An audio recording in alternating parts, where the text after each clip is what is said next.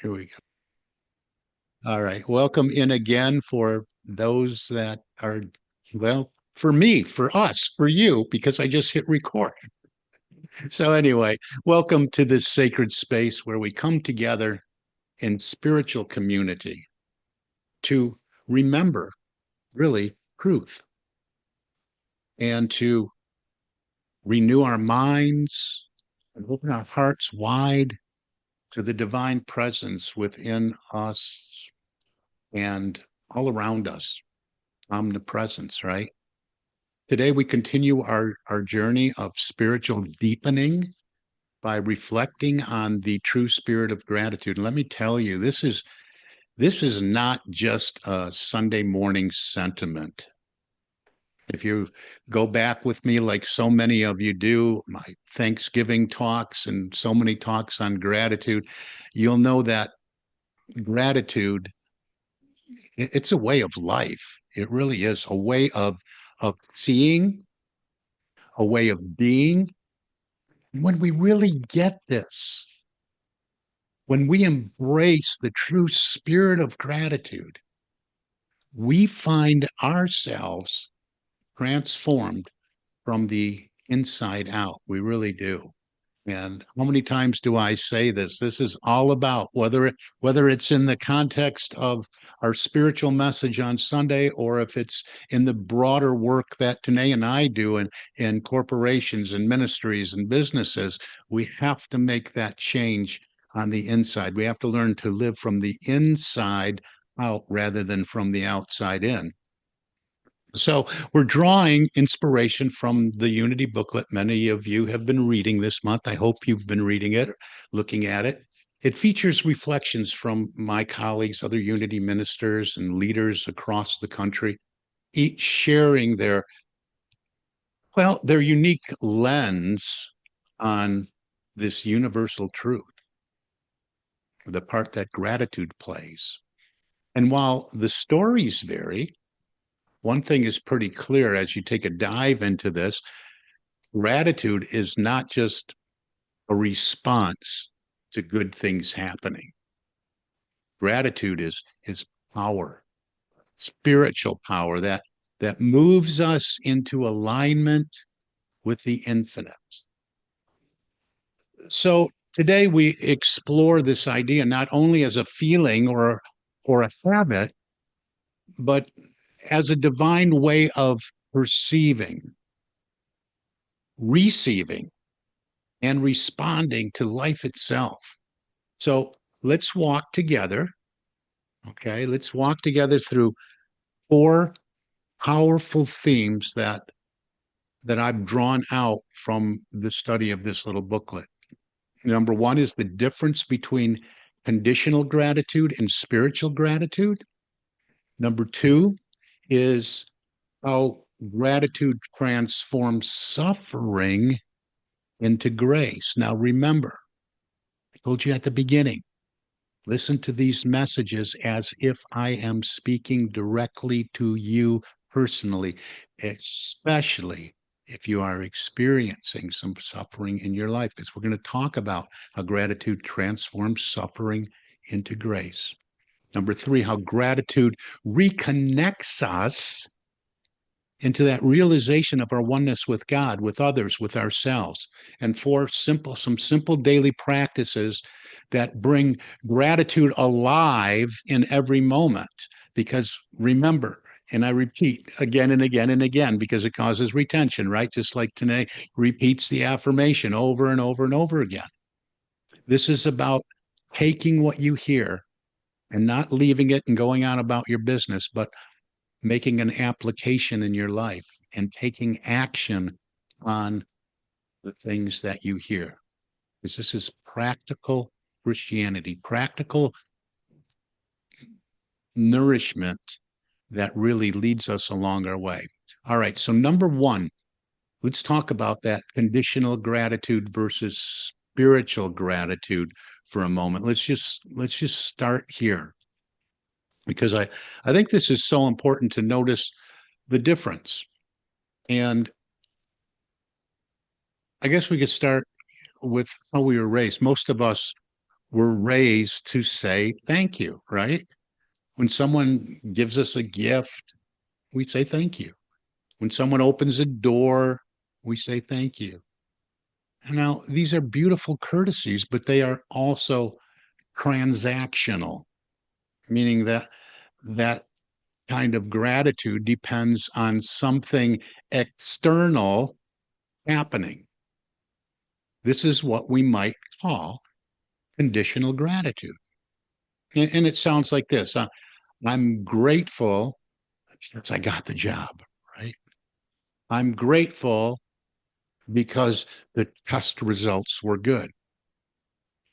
I'm grateful because it didn't rain on my vacation. Now, there's nothing wrong with that. That's good. We want to be grateful in all things, right? But there's something deeper, and we must be aware of it. We must recognize it. Spiritual gratitude doesn't wait for conditions to change. Did you hear that? Spiritual gratitude does not wait for conditions to change. It doesn't require things to go our way. Spiritual gratitude says, I am grateful because God is here. Wow. That's powerful. To me, that's very, very powerful. I am grateful because God is here.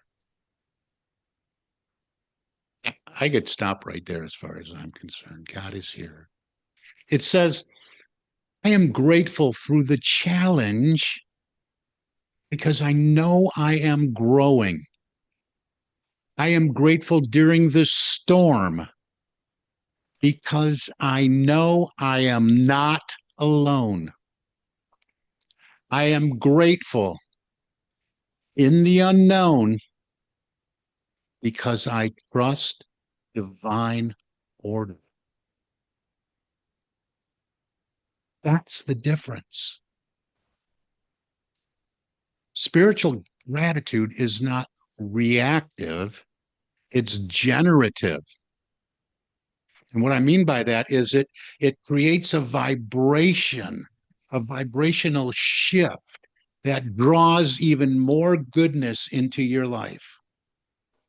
As one of the writers in the Unity booklet put it, gratitude is not just a response to life, it is a cause of life.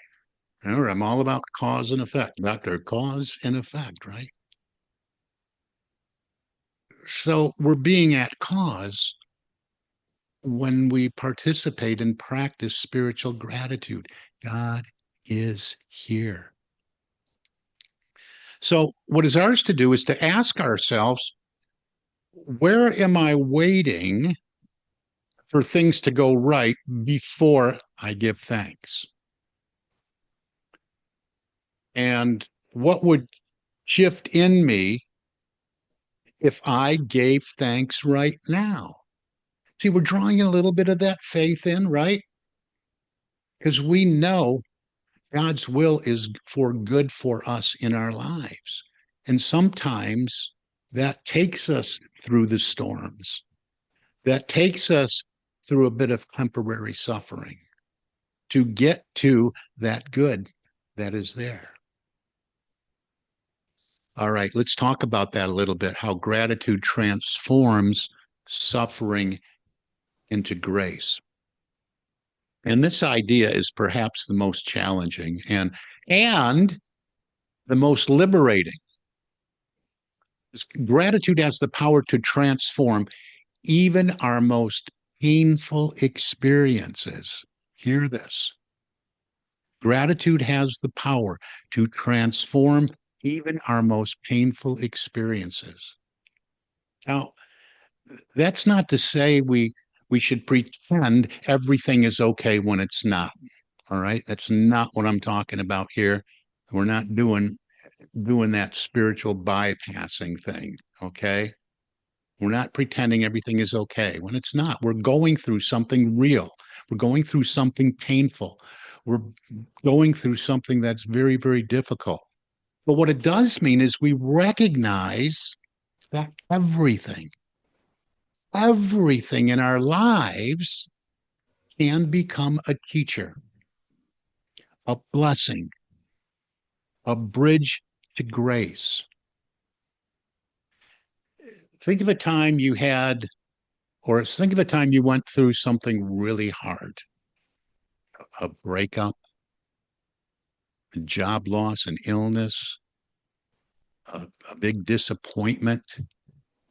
And yet, looking back, you can see now how it shaped you, how it grew you, how it cracked you open in ways that ultimately brought more light. I was thinking about this, man. I was going back and back and back, and I was thinking, and this was just this morning, that all the suffering, what was suffering to me at the time, all the life experiences that I had to go through that led me to a choice or a decision or something, I was looking at it through one lens. And I could look through it through many lenses, but I was just thinking about my grandson and him being here and being alive and on this planet enjoying life.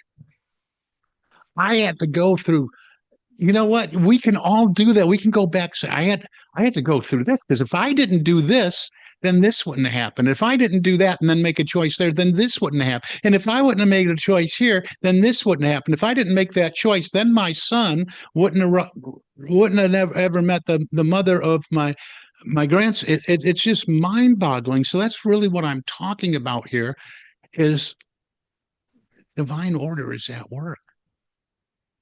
That's grace.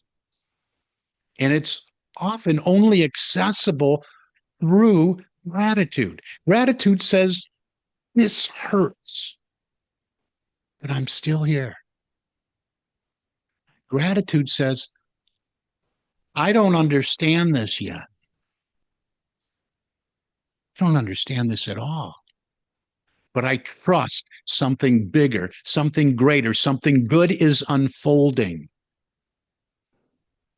Gratitude says, even now, especially now, I will remember who I am and whose I am. What I am. My essence is of God.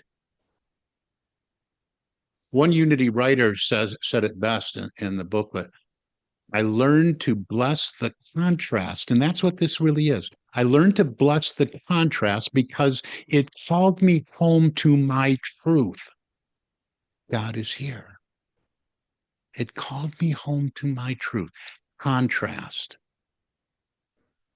Contrast provides us the lens to view, okay, there's one way to see this. Here's another experience that makes me appreciate the greater good in my life. When we meet our suffering with gratitude, we alchemize it. We put it through that process. We move from victimhood to victory, from wounds to wisdom, from pain to power. Gratitude doesn't deny our feelings. It dignifies them. It makes space for healing.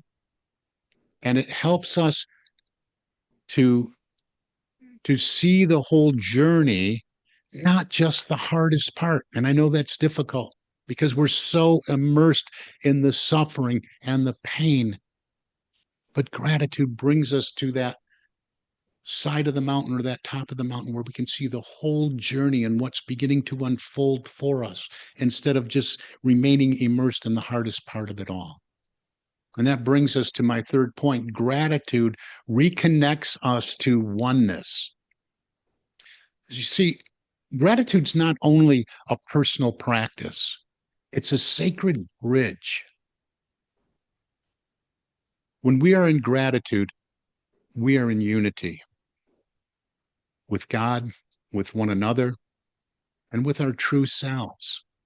Gratitude is how we remember our connection to the all, to all that is. The moment we give thanks, we shift from separation to communion. We remember that we are not isolated egos scrambling for scraps of joy, right? We are radiant expressions of an abundant universe. We are made of the same love we are seeking. And doesn't it come down to love? One of my favorite reflections from the Unity booklet came from a minister who said, when I am in gratitude, I remember that I am part of something greater than myself. I stop trying to make life happen and start allowing life to unfold. Gratitude is a great harmonizer. It softens judgment. It quiets the inner critic I'm often talking about, right? That inner monkey chatter that's often condemning us.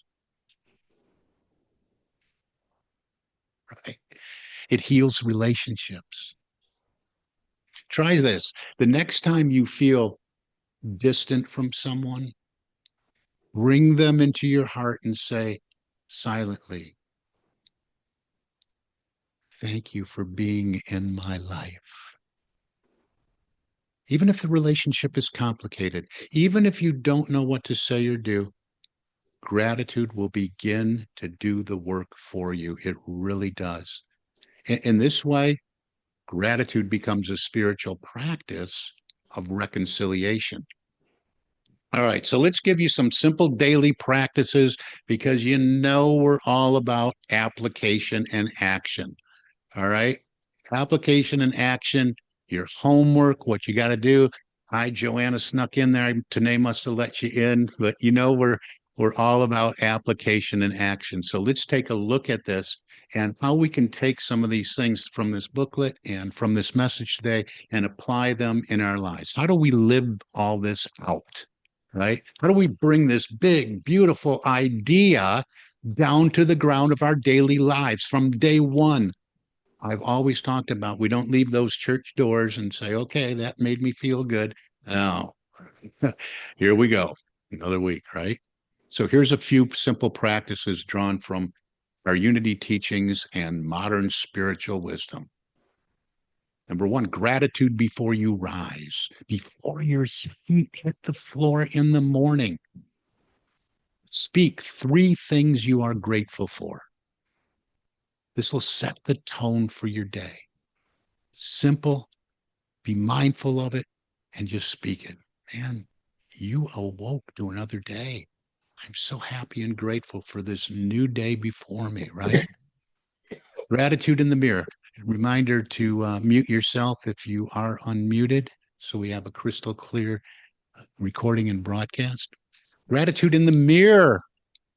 You probably learned this from Reverend Tanae, if not me, but Tanae's really big on getting you to do this, right, Reverend Tanae? Look in the mirror. Look in that mirror. And what do we do when we look in that mirror? Every time you look in the mirror, instead of criticism, well, offer appreciation. Start with one thing. Watch it grow. Look at yourself, love yourself, appreciate you, right? Release the criticism. All right, next one up is gratitude in difficulty. This is tough. But when you face a challenge, pause, say, there is a blessing in this. There is a blessing here, and I am open to seeing it. I forgot the Unity writer. Who was that? It said, there is a blessing in here, and I demand to see it now. She was very forceful. It'll come to me. There is a blessing here, and I am open to seeing it. I'm open to seeing another way of looking at this, to see the blessing, to see the good, that this might hold. Next, gratitude at night, right? Before bed. You did it when you got up in the morning, do it again. Maybe journal, have a pad, a notepad. Besides, you should have this anyway, or something you can record something. You wake up in the middle of the night with wisdom, inspiration, and guidance, right? You want to jot it down. But before bed, we had given you those journal booklets, that kind of thing, but you can use any notebook. Just journal 5 things that went well for you in your day. No matter how small, it doesn't matter. Let your mind rest in appreciation. I remember when I remember trying some new exercises and I celebrated doing 1 squat in a row. I had a bunch of friends that were doing like 50, 100 squats. And I timed in, well, I did 1 in a row. I was proud of myself. I guess the 1 isn't really in a row. You got to do 2 to have something in a row. But you know what? I did it. I was even sore the next day from that 1 in a row. But you know what? Okay, you guys are laughing with me. I'll take it. All right. All right. And then gratitude for others. Do this. Write a thank you note. Send a message of love. Speak a word of encouragement. Every time you express it, you expand it. Those who have studied with us know what I'm talking about here with being a person of increase. Let's not forget that lesson. Speak the word, right? Speak it. Thank you. Send a message of love. Love, man. Sprinkle that stuff everywhere. One Unity contributor called this saturating all these things together, saturating your day with gratitude. I love that because what we saturate ourselves in, we radiate, right? We're saturated. It's overflowing, right? You think of a wet sponge, it can't take any more. It's just radiating it. It's just coming out all over the place. Saturate your day with gratitude. Gratitude is a frequency. Did you know that? Gratitude is a frequency, a way of tuning our hearts to divine love. And it's available to us in every moment. We can turn that dial. I think we're all old enough here to know what a dial is, right? Right. All right, let's wrap this up. I want to hear from you if you have any comments on this. Friends, gratitude is more than manners. It's more than a mood. It's a mighty spiritual force. It really is. It's the key that unlocks joy, the lens that brings God into focus, the bridge that brings us home. And we leave this sacred time together here today. And as we do, I invite you to ask yourself, where can I practice spiritual gratitude right now? Right now. What pain can I meet with grace? Whom can I bless with appreciation? How can I live today with a heart wide open? Because here's the truth. Gratitude is not something we wait for. It's something we become. My talk around Thanksgiving is be what Thanksgiving is, right? This is something we become. So let us walk out of this message here today, leave this message here today, saturated in gratitude, steeped in spirit, and shining with the light of love. And I don't know how, I just say amen to that. I do have a meditation. Do we have time for a meditation today? Anybody want to give me a thumbs up? We got time for a brief meditation? No, not if we're going to have people share. We want to do share before meditation? That would Yes. be, yeah, that'd Right. be If good. we can Okay. get to meditation, yes. Okay. All right. Anybody want to share? Come out and share something maybe they found in this booklet or one of the others or anything in general on gratitude. Know that we are on social media and YouTube. Joanna raised her hand. Come on out and share, Joanna. Good to see you here. Well, thank you, Reverend Stephen. I love your service. I just love listening to you. Um, Thank you. I I experienced some very difficult situations in my life. In 2022, I was evicted from where I was living. And that was very devastating for me. And it had to do with pre-COVID stuff and rents and stuff like that. But I was evicted and I felt very devastated. But instead of turning to devastation, I said, okay, there's lessons in here. So I came to it with gratitude instead of coming to it with devastation and, oh, poor me, and so on and so forth. And it was a difficult situation. But I was able to overcome that because of the gratitude, because I came to it with an open heart and, felt very, very open to the idea that gratitude was going to raise my vibration out of where I was, out of my limiting thinking, into a higher vibration that would help me uncover the blessings that were in the situation. And again, that was because of gratitude that really, really helped me through that struggling situation that I was in now, or was in then. And it was so interesting because it was exactly 3 years to the day that when I had to move out of my location to moving into another location where I had an apartment again. And I had many amazing lessons along the way. And one of the things that I had learned is that no one is your friend, no one is your enemy, everyone is your teacher. And again, I learned so many amazing lessons from that. And it all started with coming to it with gratitude rather than a negative attitude. So I just wanted to share that. And thank you for allowing me to share that right now. Oh, you're so welcome. Thank you for coming out and sharing this. Yeah, it does shift the way we're looking at things for sure. Very powerful. Thank you, Joanna. Anybody else?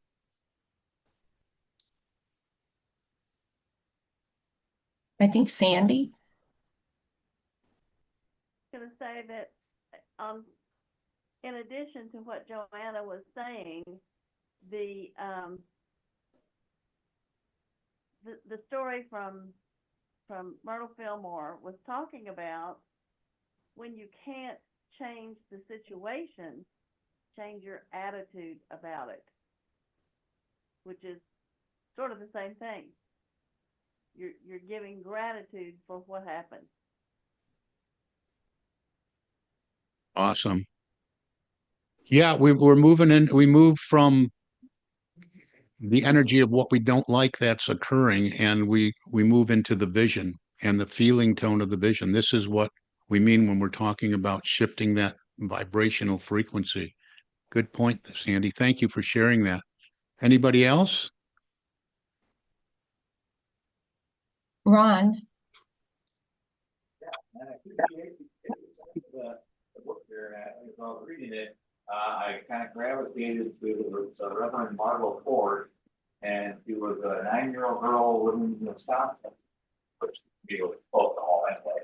But the fact that she had to rescue her grandma and her mom and swim a ways, but because her other friends said, there's things living in these small reeds.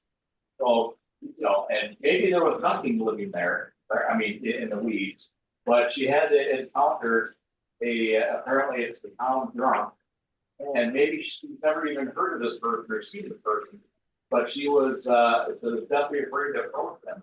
But he in turn saved them. But it's all, it could all be hearsay that, oh, I don't want to meet with that guy. He's, maybe he was a great guy anyway. And he didn't save the family. But because of what other people are saying about certain people, you're kind of like, well, I don't know if I want to be involved with that person because he's, bad news or whatever. And then it turns out that no, he was the one who saved the family. I don't know. I just kind of gravitated to that story about her name was the Reverend 𝗪𝗶𝗶𝗄𝗏. I thought it was very encouraging to read that story. Absolutely. Yeah, thanks for coming out with that, Ron. You know, that's another great illustration when we talk about living from the inside out rather than the outside in. Because we take in all this input, right? We can take it because we heard this, we heard that, we saw it on TV, we heard it on the radio, whatever. Somebody told us this, somebody told, and then we're basing choices and decisions on the outer rather than on the truth of who and what we are, whose we are. Great share. Thank you. Anybody else? John, All right, John. talk loud. 2 days ago, I got to experience the difference between gratitude for something and gratitude in something. Mowing my yard. I've been pushing my own mower for more than 80 years. I've never had a day as tough as it was 2 days ago because I missed last week because I had company, and I'll have to blame that on him. But anyway, when they built my house, they built the fill dirt higher, so I had a definite slope in the front yard going down toward the street. And between the 92 degrees heat and the fact that it was twice as thick as it usually is, I had the worst day I ever had. And I was sweating and I was feeling, and I thought, you know, at least I get to push downhill half of the time. But more than that, I realized that one thing I have unique in this neighborhood, when we get a heavy rainstorm, guess whose front yard doesn't retain the flood? It just is gone. It's down in the street, and I'm prevented from that. And for that, I was gracious. Yes. I was thankful. I'll tell you what, I'm grateful for you. I love you. 92 years old, right? 92-degree heat with a pacemaker. What? 93? 93, 92 outside, 100 degrees with the heat index, mowing a lawn that wasn't mowed last week because of Walker's visit.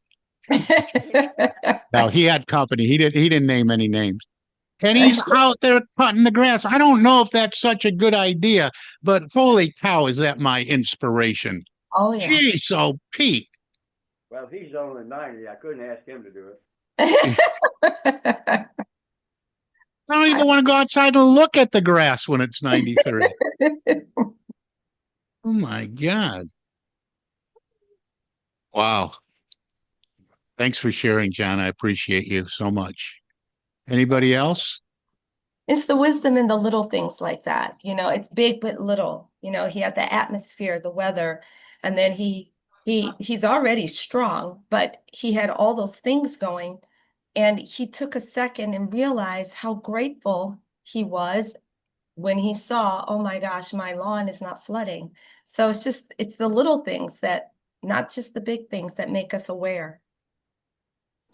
I also wanted to say, I wrote down probably a minute and a half before you did, Stephen, that gratitude leads to joy, because it does. It's just the way that it's going to be. The more you're in gratitude, you can't help but have that unspeakable joy. And I think a lot of people wonder, wow, she's so happy. Well, you're happy because you're in this continual state. And it's not a happiness, it's a joy. It's something that you just can't touch, but you just feel all over. And the other thing is, I want everybody to imagine, this is how I imagine gratitude. When you're in the thick of things and you just can't seem to find a way out, you can't seem to find a solution, gratitude, just as you were saying, Stephen, is that bridge. And it just, if you can imagine chaos in a million shards, and the moment you say that you are grateful, it's like a magnet. It just starts to pull everything in, but it's even more than that, because it starts to transform and transmute into that bridge that's going to really open up that path for whatever else needs to come to you. So that's just how I remember it. But thank you. It was a beautiful lesson. Thank you for sharing. I appreciate you. Anybody else? Yes, son-in-law. I love gratitude, the word of gratitude, because you can find it in such simplistic things. Excuse me not having my picture on. I'm in my garden suit and I'm not presentable for service right now. But whenever I come outside, I love the universe. I come out and I smell the air and I can hear the birds. And when I can hear the birds and just feel that breeze in the air, talking about joy today, that's joy. This morning when I came out, because I'm watering the grass, and I heard the one bird making its little morning praise to me, in essence to God. And I looked up, it was a cardinal sitting on the utility pole. And I just smiled and I said, everything praises, because it knows it wouldn't be here if it wasn't for the Almighty. So I'm grateful for all those little things to see, hear, and touch. Just wanted to share that this morning. I love that. What a beautiful share. And I'm grateful for you. I love you and bless you. And thank you for coming out and sharing my beautiful mother-in-law. Thank you, you too. Anybody else? All right. Well, maybe one more. In our book, it's on page 52. It's Charles Fillmore's quote, "Thanksgiving will keep the heart fresh, for true Thanksgiving may be likened to rain falling upon ready soil, refreshing it and increasing its productiveness." I love that. There's so many Yeah. things I love. Think about that one for a minute.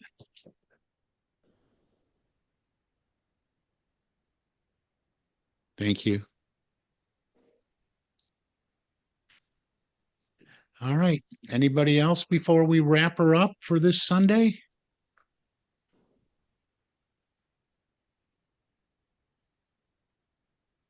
All right.